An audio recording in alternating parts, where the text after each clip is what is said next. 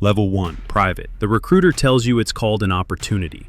Option 40 contract. Guaranteed slot at RASP if you pass everything else. You're 18 and you sign. Basic combat training comes first. Fort Benning, Georgia. 9 weeks of learning to be a soldier. Push-ups in red clay mud. Rifle marksmanship in 100-degree heat. Drill sergeants screaming about attention to detail. You graduate and move straight to infantry OSUT. 1 station unit training. Another 13 weeks. You learn squad tactics, how to move under fire, how to clear a room. Then comes airborne school. 3 weeks of learning to jump out of planes. You complete 5 jumps. Static line parachute exits at 1,200 feet. You earn jump wings. Now comes RASP, Ranger Assessment and Selection Program. 8 weeks that break most candidates. Pre-RASP starts with a fitness test. 53 push-ups, 63 sit-ups, 2-mile run under 14:30, 4 pull-ups, 12-mile ruck march with 35 pounds, under 3 hours. You pass. Phase 1 begins. Coal range field training, land navigation day and night, first responder medical training, combatives program that leaves you bruised, ruck marches that wreck your feet, 6 miles, 8 miles, 10 miles, building to 12 with full kit. Guys quit every day. They ring the bell and walk away. Over 50% don't make it through. You think about quitting when your feet bleed through your socks, when you're running on 2 hours of sleep, when the ranger instructors are in your face, but you don't. Phase 2 is marksmanship and demolitions, rifle and pistol qual courses, breaching charges, tactical exercises under pressure. You graduate. They give you the tan beret, the ranger scroll on your shoulder. You're a private in the 75th Ranger Regiment now. You get assigned to one of 3 battalions. Fort Benning, Hunter Army Airfield, Joint Base Lewis McChord. You're the lowest rank in your platoon, the new guy who knows nothing. Your team leader is a sergeant, your squad leader a staff sergeant. They've deployed multiple times. You carry extra ammo for the machine gunner. You pull guard duty. You do whatever needs doing. Training is constant. Live fire exercises, airborne operations, close quarters combat drills. You deploy to Afghanistan, your first combat deployment. You're 19. You do your job. You follow orders. You come home. Some guys from other platoons don't. Level 2, Specialist. You make E4 after 2 years. Specialist, not a leader yet, just an experienced private with more pay. You've been to Ranger School now. 61 days of the hardest training the Army offers. Benning phase, mountain phase, Florida phase. You barely ate, barely slept. You lost 20 pounds, but you earned the Ranger tab. Black and gold on your left shoulder.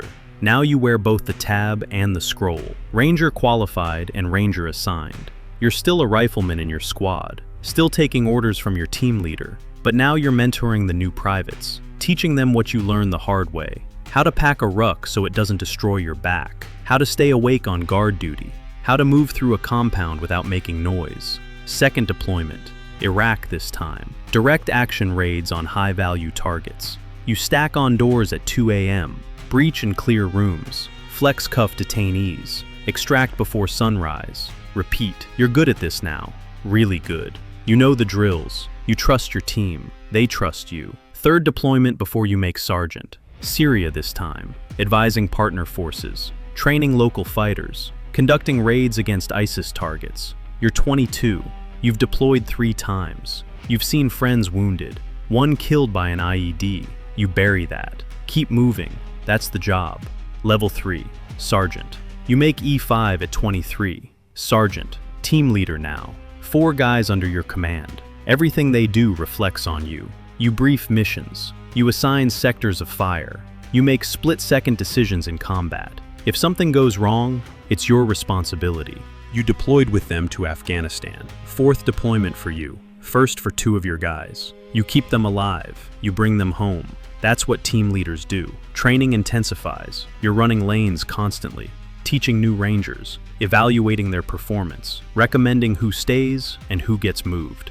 5th deployment, back to Iraq, targeting networks, kill or capture missions, sensitive site exploitation. You've been doing this for 6 years. You know how it works. Stack, breach, clear, secure, extract, over and over.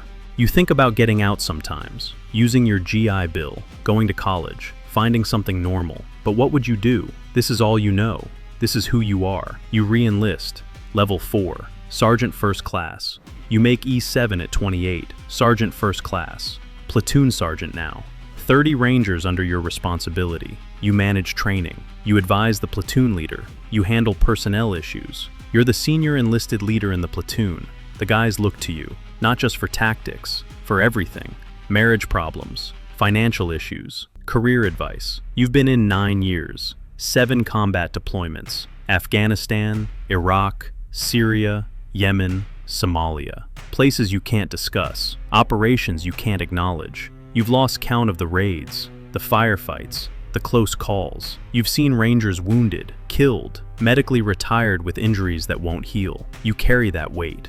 You attended their memorial services. You visited them in Walter Reed. That's the part they don't show in recruiting videos. You're training new platoon sergeants now, passing on what you learned. How to keep Rangers alive, how to lead under fire, how to make hard calls. The generals who plan these operations will retire, write books, get civilian jobs with defense contractors. Your name won't be in those books. You're the guy who made it work on the ground, who led the breach, who brought Rangers home. But history won't record that. Level 5, Captain.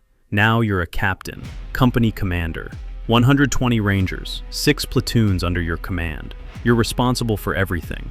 Training, readiness, discipline, morale. You plan missions at the company level. You coordinate with battalion staff. You brief higher command. You're 27. You've deployed 4 times as a platoon leader. Now you're deploying as a commander. The weight is different. Every Ranger in your company is your responsibility. Every mission you plan, every risk you take. If something goes wrong, you answer for it. To battalion, to regiment, to their families. A Ranger from your company gets hit by an IED, loses both legs. You visit him in Germany, then at Walter Reed. You write the award citation. You attend the ceremony. You shake his hand. You tell him he's a hero. He is. But you're the one who sent him on that mission. You're the one who approved the route. That weight never leaves. You think about the senior officers above you, the colonels and generals. They'll retire with pensions and accolades, their names in military journals. Your company executed their plans. Your Rangers took the risks. You brought most of them home. That's the victory, not glory. Not recognition, just survival. You're a captain in the 75th Ranger Regiment, elite special operations force, the best light infantry in the world. You've done things you can't discuss, in places you can't name, with people who won't be remembered. That's the job. That's the life you chose. And somehow, you're still here, still leading, still fighting. That's all you get. The quiet knowledge that you did your part, that you led well, that you brought Rangers home when you could. It has to be enough, because it's all there is.